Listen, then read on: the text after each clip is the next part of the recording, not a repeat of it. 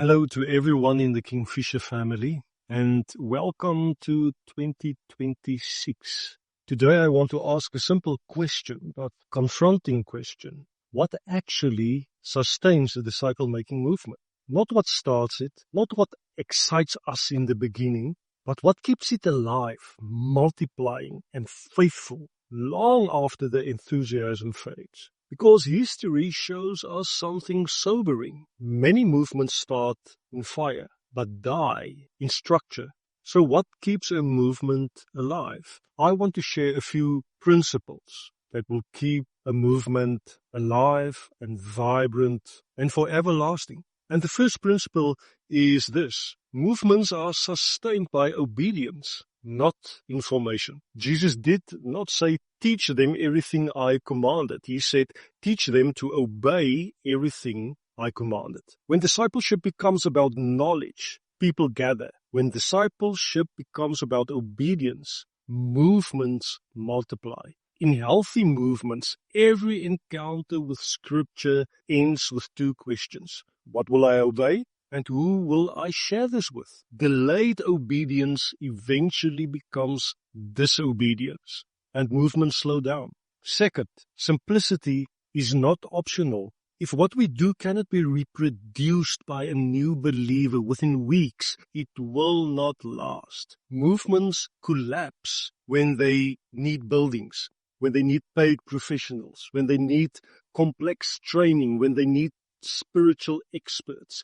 The gospel spread across the world long before theological seminaries existed. When methods become complicated, dependence shifts from the spirit to the system. Simplicity keeps power decentralized and multiplication possible. Third, authority flows from obedience to Christ, not from position. In the New Testament, leadership emerges locally.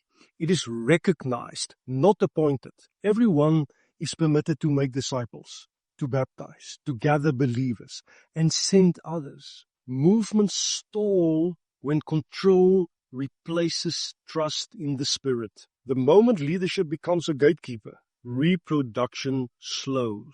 Fourth, multiplication must be normal from the beginning. Addition feels successful. Multiplication, yes, feels risky. But Paul didn't just disciple Timothy. He taught him to disciple people who would disciple others. If multiplication is not built in the DNA early, it rarely appears later. What you celebrate is what you reproduce. Fifth, movement grow in homes, not halls. The early church met in houses, not because they were persecuted, but because it worked. Homes are relational, low cost, highly participatory, and deeply pastoral. Buildings create gravity. Homes create movement. Sixth, movements must be persecution resilient. Jesus never hid the cost of discipleship. He normalized the cross. When comfort becomes the expectation, faith weakens. But when suffering is understood as part of the call, faith deepens. Historically, persecution has not killed movements. It has purified them. Seventh, movements survive only by the Spirit. The early church didn't follow strategic plans. They followed the Spirit's direct leading. Prayer wasn't a program. It was their posture.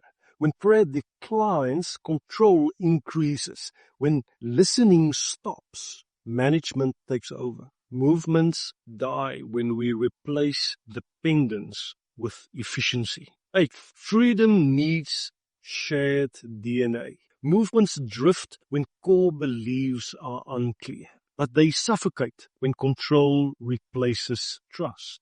Healthy movements know what a disciple is, what church is, and what leadership is. This DNA we establish in the Kingfisher family. DNA is guarded relationally, not bureaucratically. Ninth, perhaps the most important, movements are sustained through death. Jesus said, unless a grain of wheat falls into the ground and dies, it remains alone. Leaders must die to visibility, control, and personal legacy. Movements outlive their founders, only when founders let go.